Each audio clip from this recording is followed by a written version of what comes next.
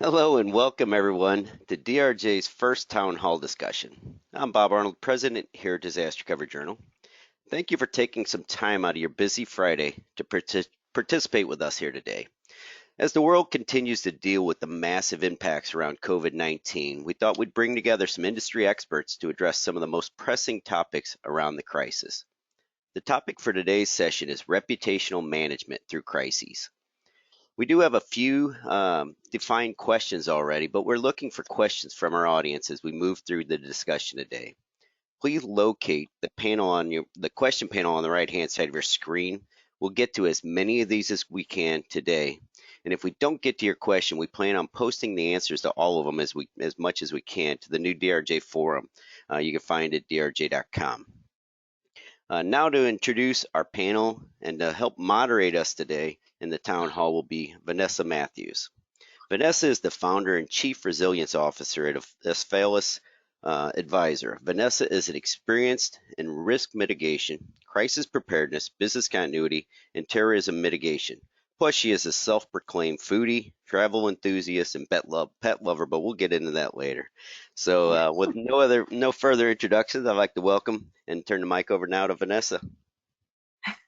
Bob, thank you for that introduction. I do really enjoy food, and I'm excited to be able to work from home because my dog is right here with me.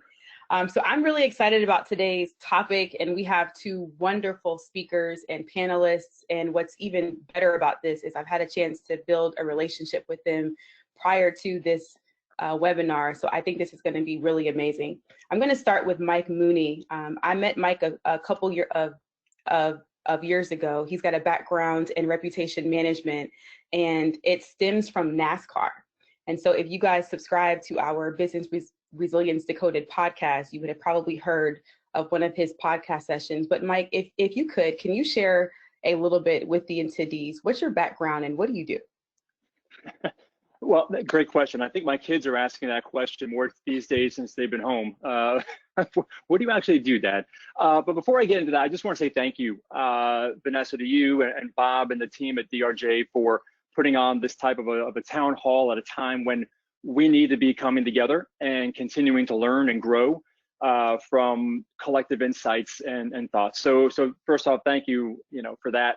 From my background, I spent the last 25 years in motorsports, ranging from NASCAR to IndyCar to Formula One, mainly in the brand strategy, reputation management, and crisis management fields within that, working for sponsors, leagues, as well as the team properties. So maybe a little less of the traditional, disaster recovery or crisis management path. However, managing events ranging from driver deaths to fan injury and deaths to sponsor bankruptcies, even athletes shooting their mouths off on national TV. It tends to strengthen the muscle of crisis management in real time. So, with that experience, about two and a half years ago, that's about when we met Vanessa, I had written a book called Reputation Shift, which was really about the idea of shifting our mindsets around reputation from reactive to a proactive state. And I've taken that book as a centerpiece for my keynote speaking, coaching, and facilitating practice that I do today, where I work with leaders and individuals, entrepreneurs on how to proactively build their personal reputations, because I'm a big believer that a corporate reputation is built upon the shoulders of every single person that walks in and represents that organization. So it's very values-based and very deliberate and intentional in the way that we go about building and protecting that reputation. Awesome, thank you for that. Our next panelist is Phil Lambert, and I met Phil about 6 years ago, and for me, Phil Lambert is a mentor, a coach. He is a man of faith and a man of honesty. And I have learned so much from him by observing, and I really value people that take the time to connect and to help you with things when you can't quite figure it out. When I first started my company, I called Phil, and Phil gave me a lot of insights, gave me a lot of things to think about, and he disrupted my thinking. So I'm very excited to hear what you have to say, Phil. Can you share with our attendees who you are and your background and what you're doing with Ripcord. Sure. Well, I've been in business continuity, disaster recovery, that kind of stuff for 25 years now. In about 6 months, it'll be 25 years, but I'm looking ahead. It's going to still stay the same. When I first went to school 2 weeks long in order to learn this particular trade, I came home and told my wife I finally found out what I wanted to do when I grow up.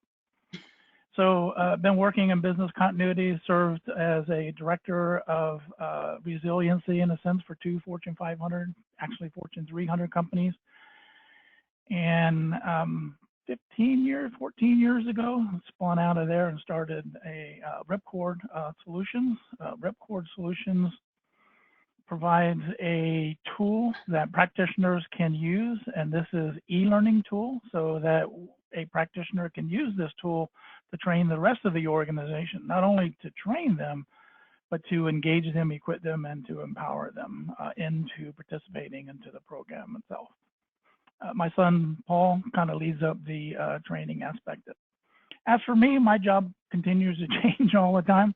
I'm looking, I love research, I love training, I love learning, and right now we'll be starting a new service called Ripcord Academy. It's the first time I ever actually announced it publicly, but we'll be helping practitioners actually to better themselves to serve within the organizations that they're in. So I'll be focused on the practitioner. My son Paul will be focused on a tool that the practitioners would use to train the rest of their organization. As a matter of fact, if you go to our website, we have a free pandemic training that is offered to anybody and everybody to use within their organization for this particular pandemic. And that's free.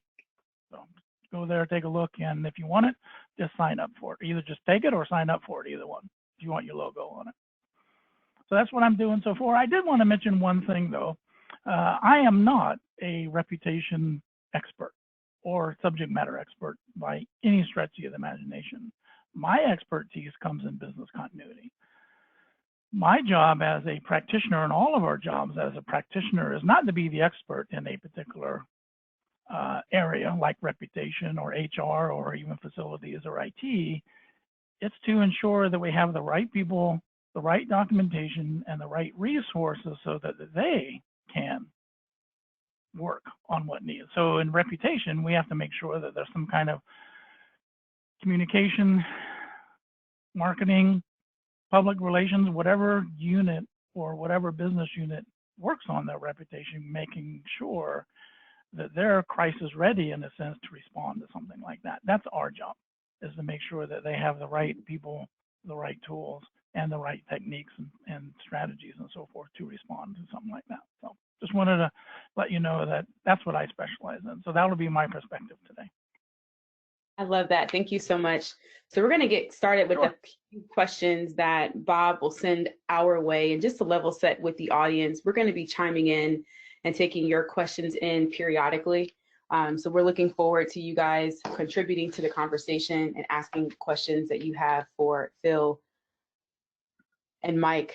So beyond managing the crisis process, how else can we help our leadership team and the company?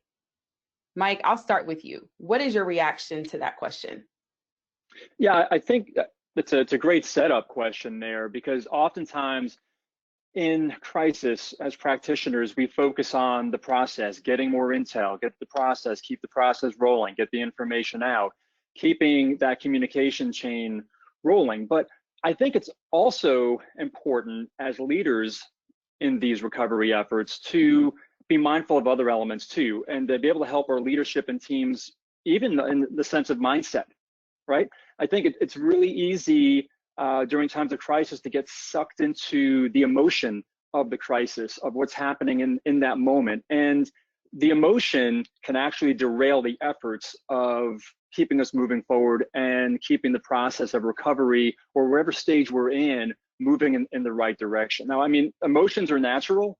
The question always comes down to how long will you dwell on the emotion? So I think it's important for us as leaders, where we're being mindful of not only what's happening in the process, where we are in keeping lines open, but also what are we noticing amongst our leadership team or our leaders, and how they're acting or reacting to what's being put in front of them.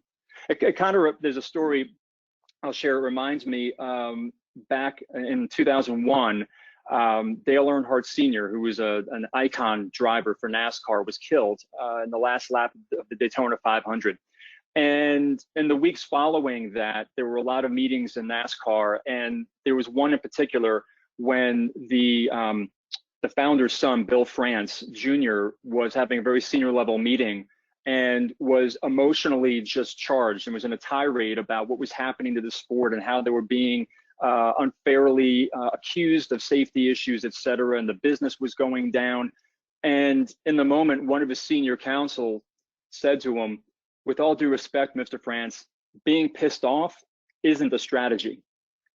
Mm-hmm. And I love that story because there are times when it is natural for a leadership to be pissed off and angry about what's happening because there's real impact. But I think it's important for us to recognize the emotion and drive back to the strategy and the actions. So I think that's another way that we can be helping leadership and people on our teams in these times besides process. Yeah, you know, I've been talking to our team and our clients about soliciting information or feedback and just really listening. I think that's so important because many people are going through different things, and change affects everybody in a different way. So Phil, what's your reaction to that question, or to bounce back on what Mike shared? Sure. I agree with Mike. I think that was well put. My counsel to leadership is trust is the word of the month. And being pissed off or angry at something doesn't convey trust. You're going to take a notch out of that trust. As a matter of fact, we can have the best communications, we can have tools, we can have processes, and we can have technology, which are all important. Establishing and maintaining trust is the core element that we need for the next month or so, at least. And that's the planner's job, is to ensure that is occurring. To be listening, to be proactive and sharing that with the leadership. Well, how do we display trust? How do we manage trust? How do we show people or help people to trust? And most of it is not proactive, but it's actually reactive. And we have to be very, very careful of how we react to things. But in the other way is that we have to plan ahead. And practitioners plan ahead usually in one of two ways. And the things that we're hearing now are either one of two. Either it's the best case scenario, which is a fantasy, which means the virus is going to be over in a week and the economy is going to come up 2 weeks later, and everything is going to be back to normal. Well, there's no normal anymore. We don't know what the new normal is going to look like or the future normal, but we can just almost guarantee you it's not going to be the same. The second one is a worst case scenario, which we all plan for. Worst case meaning that the whole country is going to be no longer the United States of America 6 months from now. Everything is going to be gone. And planning for those two scenarios does not do us any good. So we always have to plan for a third.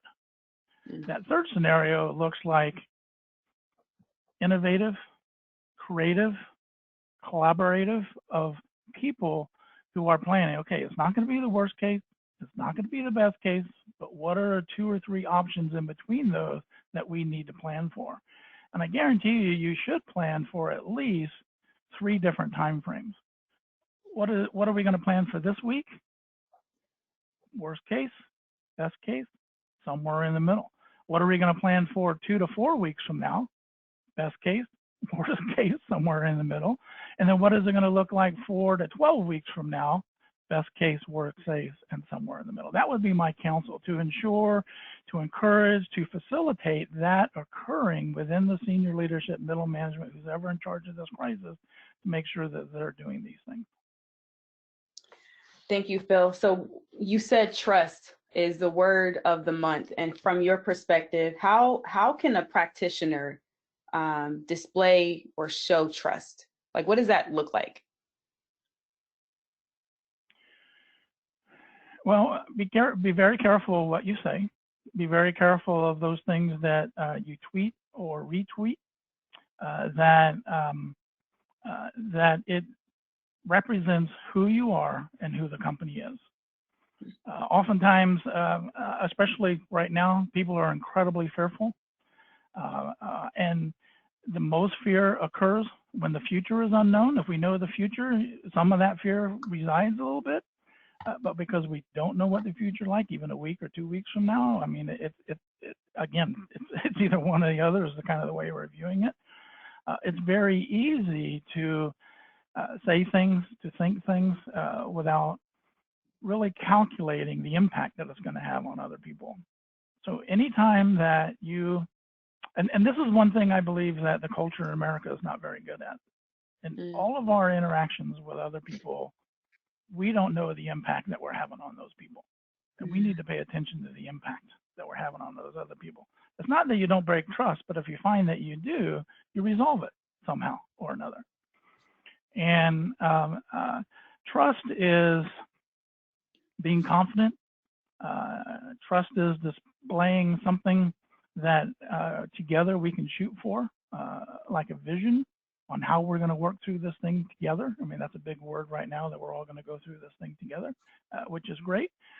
But it's more than just talking about it. You have to take action. Because if we talk about it and nothing happens, then that also is a notch out of your trust belt. Vanessa, can I jump in? Go ahead, Mike. Can I? Yeah, absolutely. Yeah, I love I'm that sorry. part. No, that was, and I don't know if you're done. Sorry, Phil.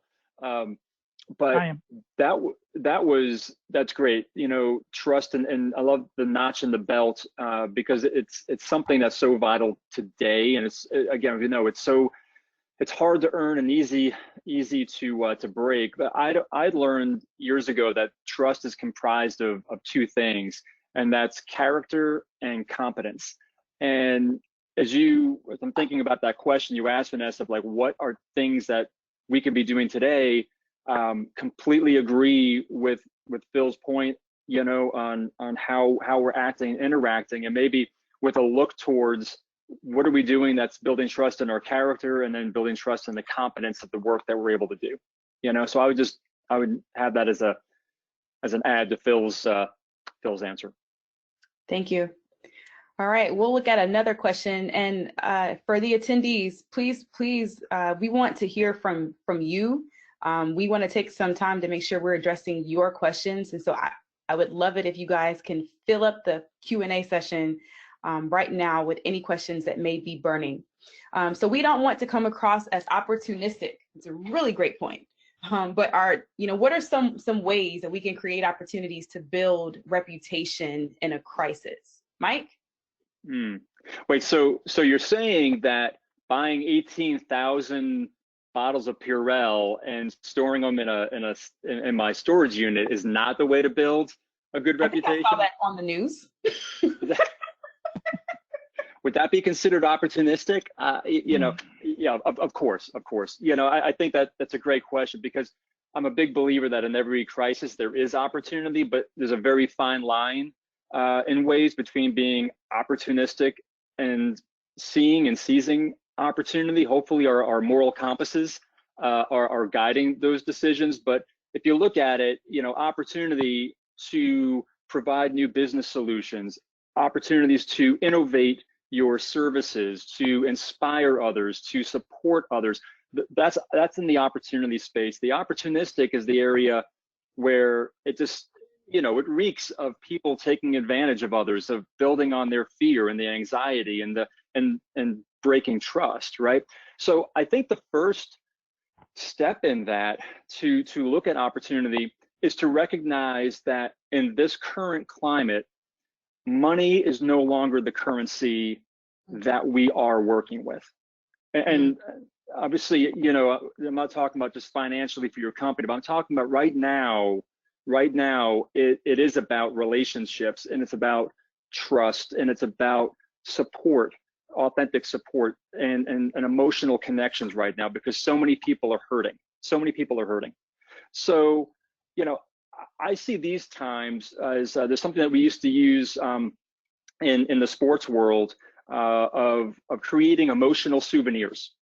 Okay, so Vanessa, if I were to ask you to think about the first concert that you went to when you were a kid, okay, you probably don't have the ticket stubs anymore. You know, you may have lost them along the way. The T-shirt you bought, you know, you probably outgrown. The poster you lost in a move, right? So you don't have those tangible transactional pieces of that experience. But if I were to ask you, who were you there with? How did you feel, right? What did it smell like? You can remember all the emotional connection to that experience transcends years, right? That's the place where I believe we have opportunity, authentic opportunity to create emotional souvenirs for people on our teams, people that are in our key stakeholders, our customers, of recognizing the currency is not about a transaction, it's about the relationship right now. So what can you be doing to create these emotional souvenirs in times when people are hurting, when people need to rally together? That's going to help build, that's building reputation right there. That is absolutely going to build reputation. It's going to pay dividends financially on the back end when we get through all of this, because people are going to remember what you did for them in that space of emotional support and love and inspiration along the way. I know it's not as processy and techy and things, but I think we have to balance the emotional humanness of what we're all going through and creating opportunity and experiences for people with the business continuity and the pressures that brings as well. Yeah, I talked to a business owner this week, and so she's in the field of organizational development and human resources, and she said loyalty is the word for her, and how you treat your employees, how you support them, how you show up for them in this time will, you know, when we come out of whatever this is going to look like next, that will make or break how loyal they will be to you as an employer. So without a doubt, Phil, without a doubt. Yeah, for Phil, sure. what are your thoughts? Well, I went to defining the difference between the two. What is opportunistic and what are opportunities? And I think that being opportunistic is really self-serving. That we're not out to serve others, we're out to serve ourselves. And it can be even a company, not just individuals, but a company itself. And opportunities is serving others, being a servant to others. So if whatever idea that you have or that your company has, if you can qualify it as that now we're serving others, then that's going to be an opportunity. If it looks like we're gouging prices or something like that, that's being opportunistic because we're only serving ourselves. Make a couple extra bucks during this time because nobody else has these kind of things, right? So that's between the two. For instance, let me give you a couple of examples. We're hearing about car manufacturers who are now making ventilators. I want you to think about that just for a second. A car manufacturer, you've seen their assembly lines on TV. You know what it would take to change that to make a ventilator, which is what, 1/30th of the size? All the different parts, screws, wires, cables, all of these different things that now have to be retooled.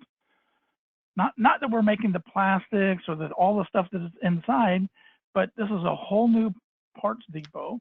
This is all these new parts coming in that has to be stored somewhere for just-in-time inventory because we're going to be making these things, because if I'm missing one thing, I can't continue producing these things. And I think the opportunity is that people who work for these particular companies is to help their organization to fulfill these opportunities, and not to complain about, well, we don't make cars anymore, you know, kind of thing. And we're making ventilators because that's what the people need nowadays. Another one, I've heard of a scarf manufacturer who now makes masks.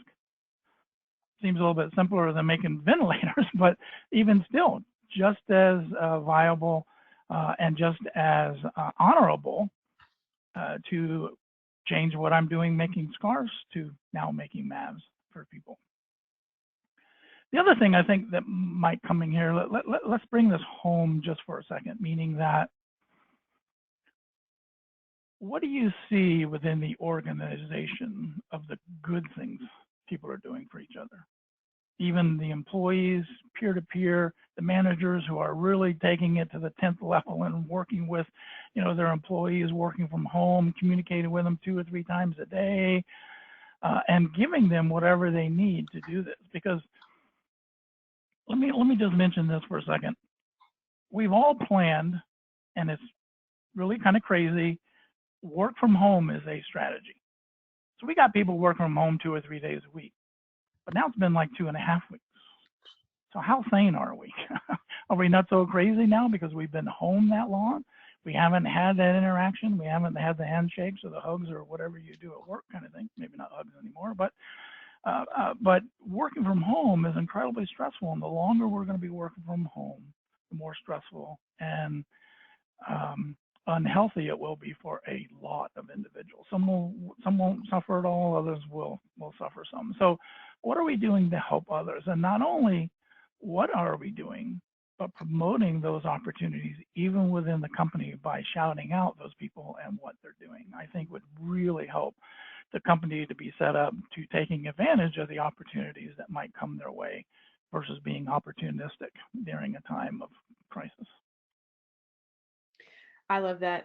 So on our team calls that we have internally, we start by looking at the core values. And I always ask, how have you seen another member of our team display the core values? Because for us, that's our non-negotiables. Yeah.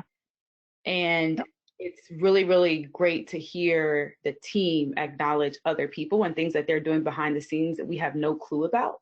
But how they've started to also step up for one another has been really, really good.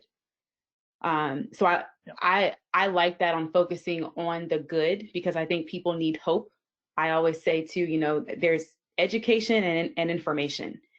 And this pandemic, I'm getting my education from the CDC and the World Health. But my information comes from the politicians, from the news, from social media. And so you really have to manage and filter, right, what's appropriate.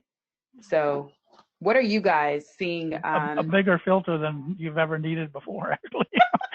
Right? Seriously, because I mean, if you think about, no, really, it's a great point. My my wife works in the mental health field, and we were having this conversation the other day about, there's a lot of anxiety right now. People were living with a lot of anxiety before this even happens, and now what's happened is you're home.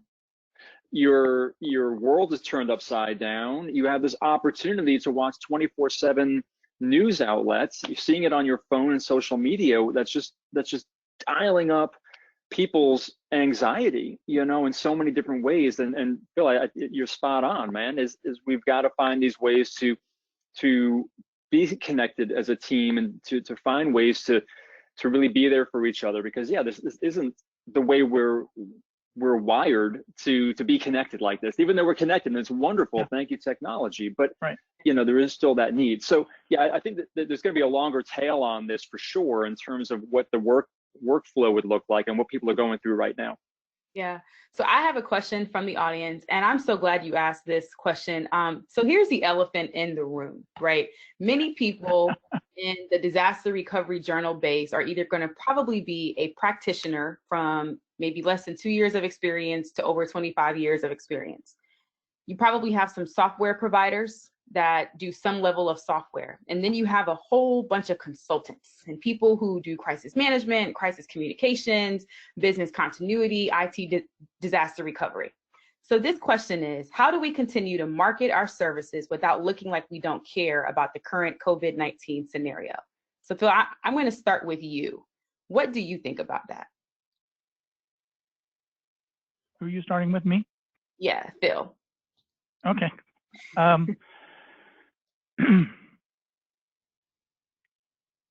Most of my customers and clients are managing the crisis themselves. So I have a lot of work to do, but I'm not working with as many, or I'm working with all of our clients, just not as often in between, calls and being with them and so forth. But if you're fairly new,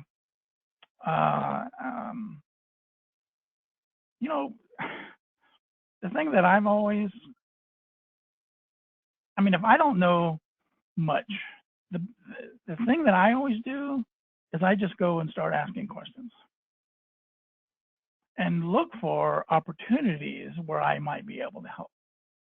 And if you've been at this thing for 2 years, you know a few of the questions to ask. Matter of fact, I think the more powerful questions that you ask, the more capable you're doing of your job, because again, we're engaging, empowering, and equipping others to do those. So how can you help? You can just come along, make 2 or 3 phone calls every day to different business units. Say, how are you doing? Do you need any help? Can I get you anything? Just simple support like that, but yet, or, oh, hey, and then whatever they share, maybe you're going to bring an article in that you read online, or a video, YouTube video or something, and you said, here, I got something for you. Let me just send it to you, give you the information that you need. So you're just reaching out to help other people, because, you know, when I first got started, my department was called Business Continuity Services, because I really felt like we were providing a service to the organization. So any way that you can provide that servanthood type service, whenever you're serving others, it's trying to invite yourself into their space, and hopefully they'll open the door and share with you some of the needs that they have and some of the things that they're concerned about. And you have, yeah, I'll just leave it at that for now. Okay, Mike. So here's the question: how do we continue to market our services without looking like we don't care about the current COVID-19 scenario? Mm-hmm. Well, I think by marketing the services, you are showing that you care about the current situation that we're in, because you're trying to get people through this in a way that's going to be as least disruptive as possible. I think there are a couple of ways to do that.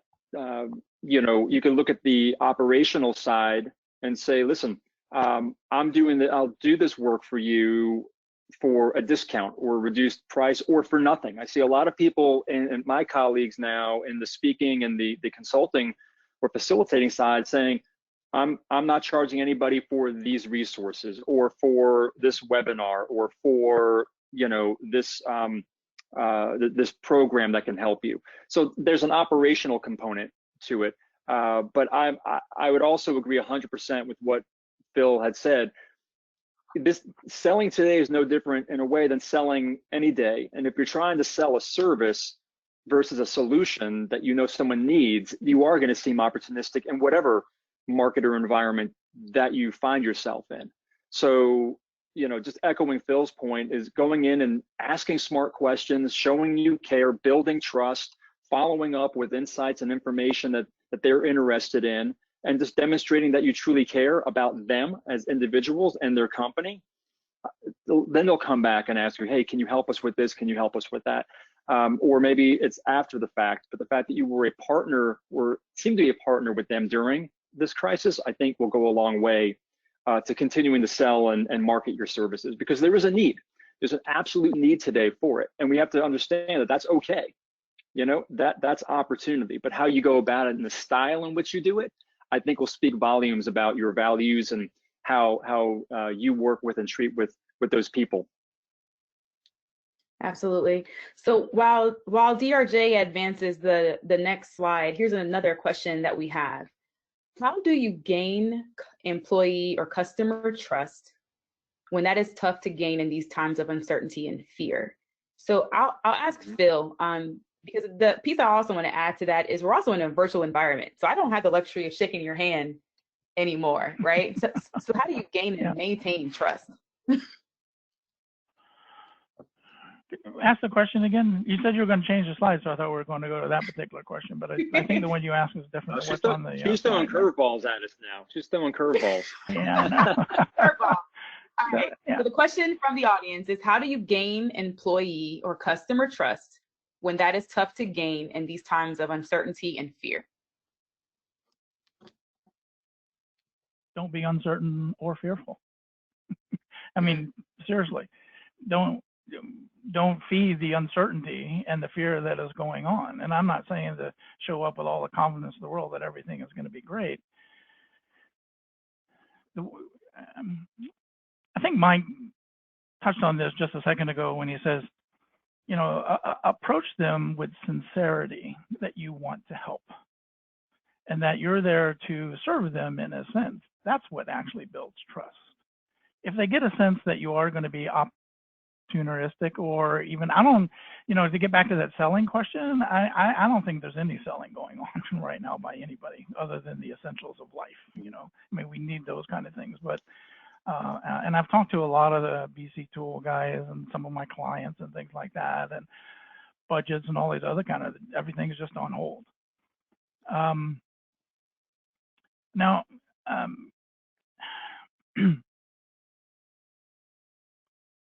sincerity goes a long way, and what I mean by that is that just don't ask the questions to ask the questions. Be very sincere that you want to hear the answer, and you really have to have insightful listening skills in order to see between the lines, because we are the experts in the respond, restore, and recovery part of this particular thing.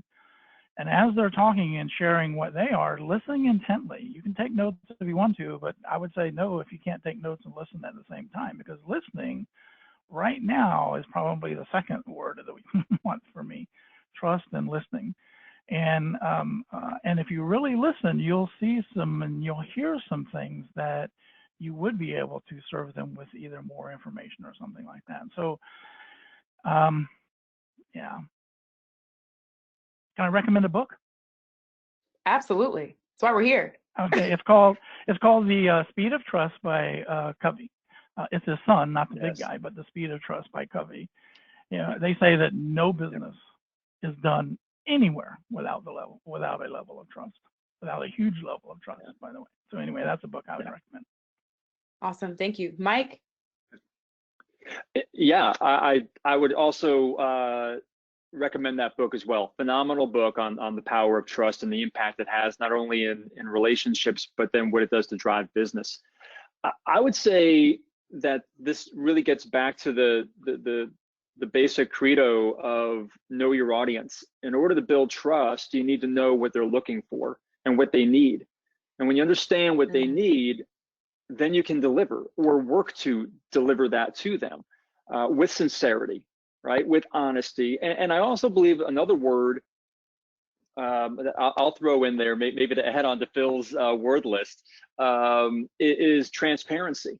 And to do so and to communicate and be there with transparency. I think that goes a long way today as well, because with anxiety is automatically people's radar and their shields are going up to begin with. And if they start to smell dishonesty and distrust amongst leaders, or especially those who are responsible in this crisis phase, you're going to lose credibility. So transparency, act with transparency, know what the people are looking for, what do they need, and then deliver on that. That would be in the simplest terms I can think of. Yeah. Phil said, don't feed the uncertainty. I heard this week, control the uncontrollables, or control the controllables. So I think my question to both of you is, what's your 2 things that you do every week, every day to not feed the uncertainty? What are you doing personally, Mike? Yeah, so that's awesome, because I'm a huge believer. Look, I'm a type A kind of person where I like to control what's going on around me. And if I've learned anything while walking on this earth, is that the more I tried to control things, the more they were out of control. And I realized that I am not really in control. It's sort of like being at the beach and trying to cup sand. The more you try to hold and put it in there, the more it's falling through your fingers. It's a futile effort. So I'm a big believer, and I practice this on a regular basis, is that there are really only 3 things that we can control. And it's our attitude, our decisions, and our behavior. That's it.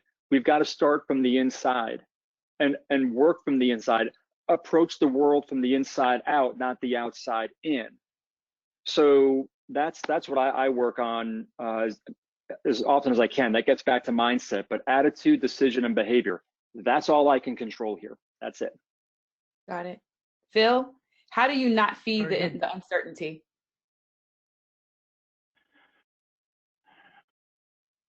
Well, that's a good question. I ignore a lot of things, to be honest with you. I just, I don't sit there and listen to them. I mean, literally, I ignore things. I mean, I'm very, very critical of what goes into my heart and what goes into my head. Very, very critical about who I listen to, how much I listen to the news. I do listen to the news. I've got to stay on top of everything that's going on right now. But where I get that news is critically important to me. And then I also have some few friends that I get to bounce things off. One of the things that that manages my uncertainty about a whole heck of a lot of things is I haven't lived very long without a mentor in my life. I mean, literally a guy who I sit down with usually on a weekly basis to have breakfast or a cup of coffee, and we'll spend an hour or so. We'll just talk about everything and everything, right? And I've done that my entire life. So I've lived long enough to know that everything will work out in the end. I know that I'm utterly and completely dependent upon the God who made me, and I have a lot of faith in that for sure. But I just keep moving forward, and because uncertainty brings about fear. Fear brings about what I'm looking for. The word fear brings about inactivity. In other words, you're frozen, you freeze when you're full of fear. So I've got to eliminate that. I've always got to turn everything that says, okay, is it true that every crisis is an opportunity to learn, to grow? And because I love to train, I always are looking for anything that's going on, how I can learn, how I can grow, and then especially how I can share that with others. Thank you for that. Vanessa, can I just add one quick thing? I'm sorry. But no, Mike, you cannot. Bob's going to mute me. He's on the mute button right now. I recently heard this the other day, and I thought it was phenomenal. And it just, again, it gets back to mindset. As you can tell, I'm a big believer in mindset. Yeah. And this is what I heard, is that this experience right now that we're all going through can either be seen as a hole that we're going to fall into, that's going to take us down into an unknown, or it could be a portal that when we get through it, could take us to a different place.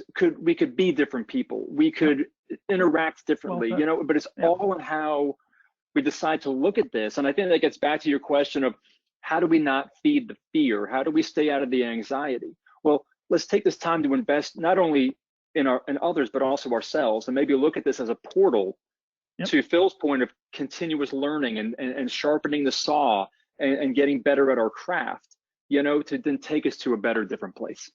So, wanted to add that. We got about 15 minutes left. I'm going to ask this next question on our screen. And if you guys can give me your 2-minute or less response. Many companies are scrambling right now and mistakes will happen. Have you seen any recent missteps that could be doing harm to a company's reputation? Mike, I'll start with you. Yes, indeed. And I'm not going to name the company, but a good friend of mine texted me a couple days ago and said, would you believe this? And he shows me this text screen grab from his new mortgage company. And he had just refinanced his house, and he got an alert that said, hey, your mortgage is due on April 1st, don't forget. And it was a link to pay. And, he couldn't believe it because obviously at the point he lost his job, he has a lot of financial stress.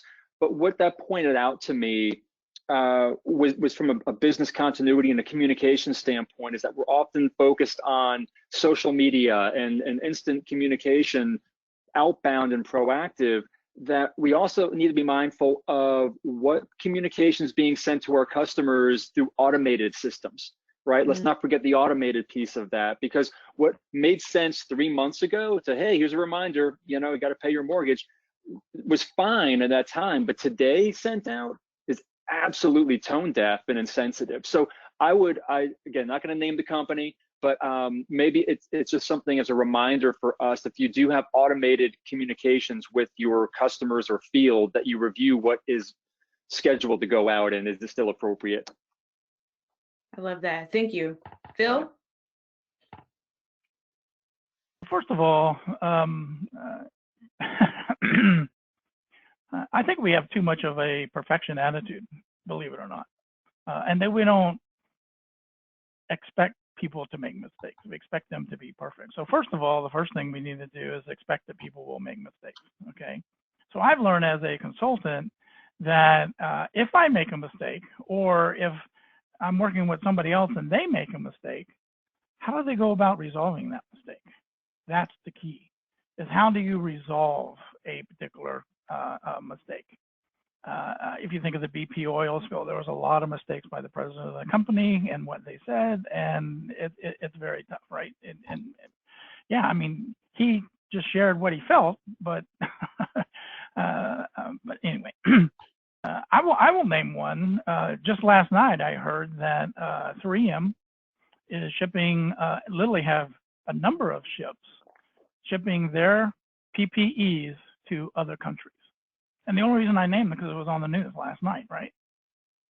Now, we can think the worst of 3M, but we also can think the best of 3M, right? Here's that 3 option thing. So it's probably somewhere in the middle. The worst case is that, yeah, they're being opportunistic. They're paying cash. They're paying money because that's what they were saying and all these other kind of things. And we'll hold 3M. On the other side, they can look at it and say, hey, we were contracted by law 6 months ago for these ships going over there, and we have to fulfill the law. Now, if you want to, and there's other options beside that to 3M, but we don't know. So the key to when mistakes do happen, I'm looking to see what 3M says today, because the response when mistakes do happen is it's got to be quick, and it has to contain 3 different things. Number one, and this is true for any crisis when you're communicating, you have to acknowledge the situation, number one. Describe it as best that you know it to that particular time. Second is you have to have empathy for those that is being affected for, right? You have to kind of put yourself in their shoes and actually communicate that, we're sorry people were hurt or this, that, or what. I mean, however best you can communicate that to other people. And then the last thing you need to do is either, hey, we're going to look deeper into this. Almost every time you communicate, you should say that. And as soon as we know next steps, we're going to come back out here and tell you. But you start all over again. Yeah, we acknowledge the situation for what it is. We're learning more about it all the time. We have empathy for those, and we have compassion for those that it's hurt or whatever. And then these are the next steps that we're taking. So that's your crisis 3 steps of communication is just that. So again, expecting and knowing that mistakes will happen, especially in things that we have never experienced before. This is something we've never experienced before. Go ahead. No, thank you. So here's what's interesting. I have been reading up on the BP oil spill. I read a case study last weekend. Oh, okay. Oh, wow. So you can teach me some stuff about. Call me after this thing is over. I want. Right. So it's interesting. Communication is always a problem, and what some of the same challenges were 10 years ago, or are still showing up now. Right. It just baffles me. But the second thing, you talked about, Phil, which I agree, we've gotten into this cancel culture. Like, if you do this thing on Twitter, or if you say the wrong thing or do the wrong thing, you're canceled, you're cut. Yep.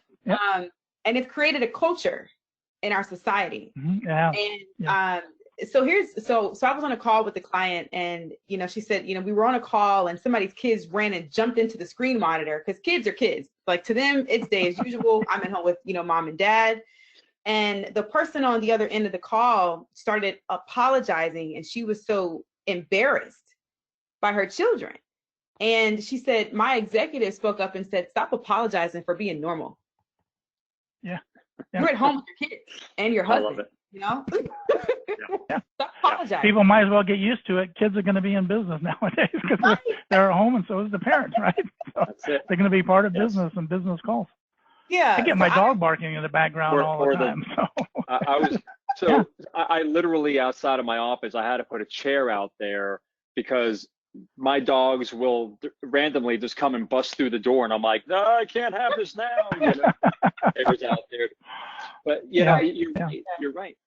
Yeah. So I'm going to read another question from the audience, and audience, please feel free to chime on in. We have about 10 more minutes. Would love to get some more questions.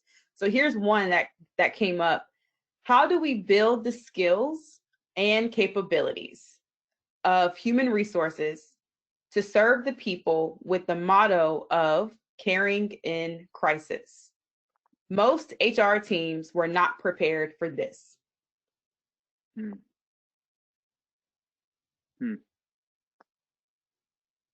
Well, I'll give you back a motto that's in our business, right? Proactive is a whole heck of a lot better than reactive. That's for sure. Yeah. That's a huge question. I don't even know if I can answer that off the top of my head.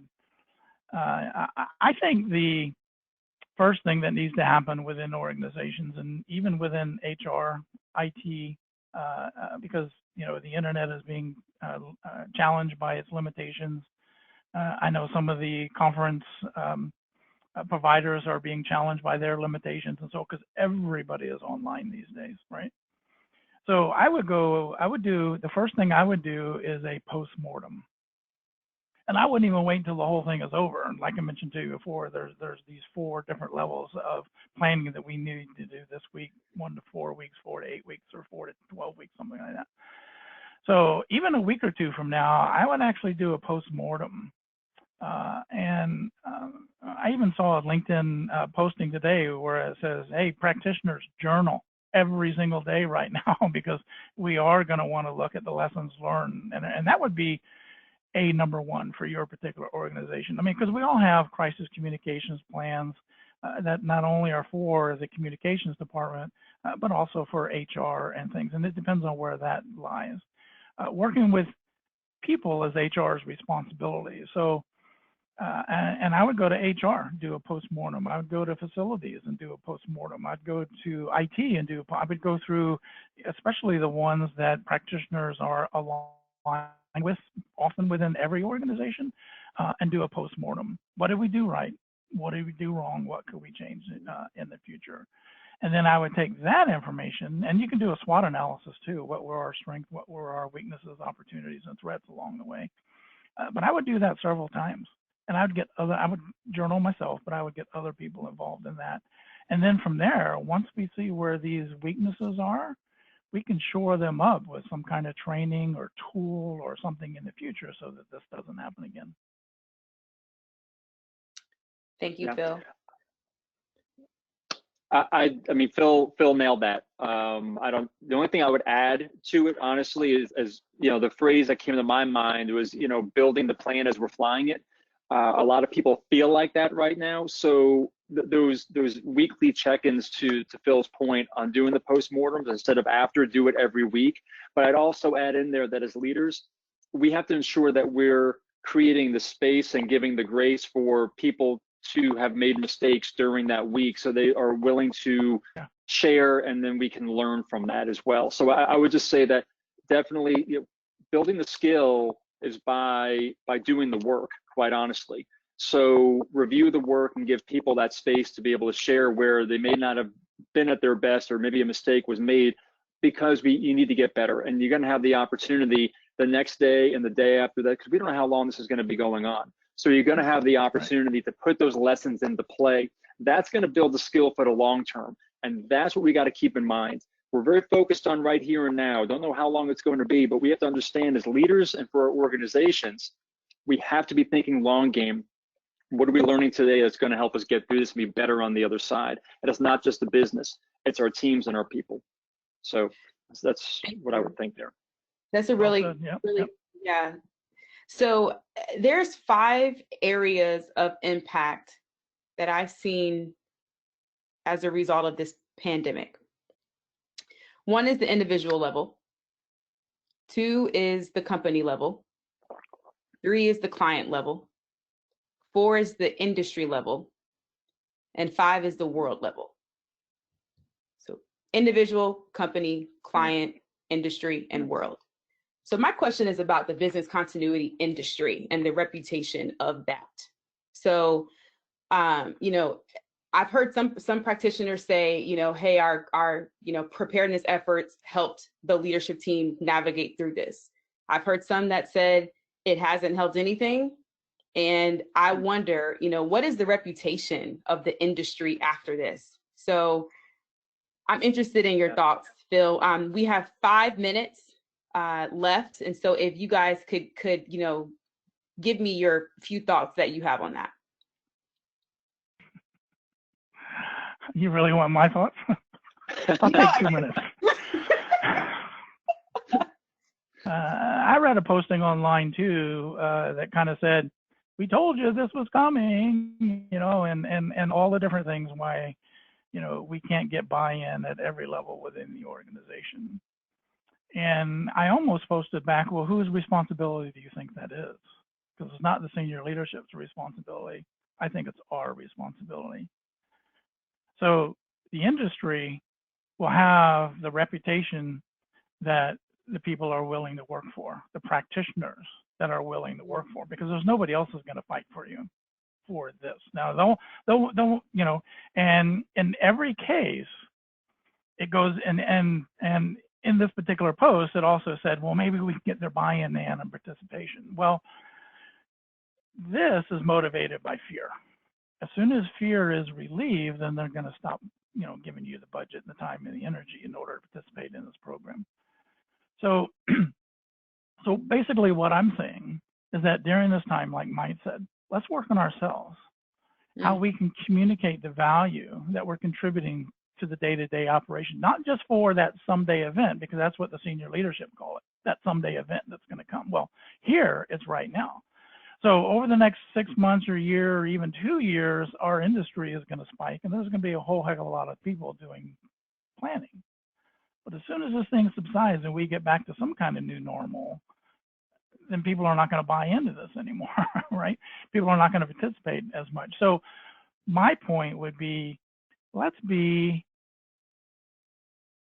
the best practitioner we can be by studying whatever we need to study, to know the competencies we have, to know the competencies we don't have and work on those, to be the best practitioner so that our organizations will buy in, they will participate, and they will take ownership. Because it's, again, as I started, they are the ones, the business units are the ones who's going to be recovering the company, not the business continuity practitioner. Thank you. That's a good internal focus. Mike? Yeah. Look, I'm going to say something here, and it's somewhat because I think humor is also important to have during these times, and I'm not trying to be flippant about the pain and the anxiety that we're going through.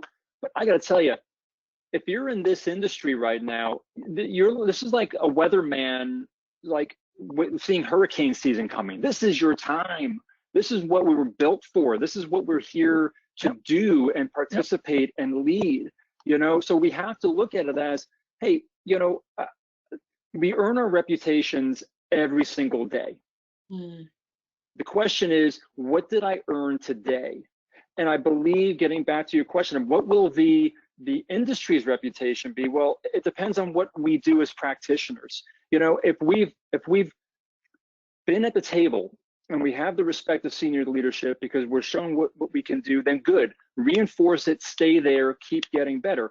If you haven't been at the table and you're not getting the buy-in, this is your time to be in there with your craft and your work and your team to help them with the solutions so that you will have that seat at the table when this is done.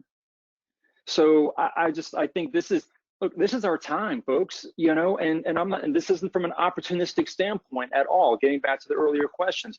This is our time to lead and empower and inspire a group of people that are looking to us to help be their guides, their Sherpas, to get through this in a way that still has humanness and business functionality tied together. So I think that there's opportunity here. This is our time.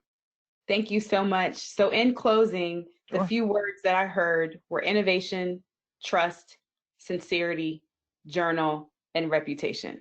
And with that, I'll turn it back over to Bob. Wonderful. Well, that wraps it up here today for us. And thanks, everyone, for listening in today. We hope to gather some great information from today's town hall.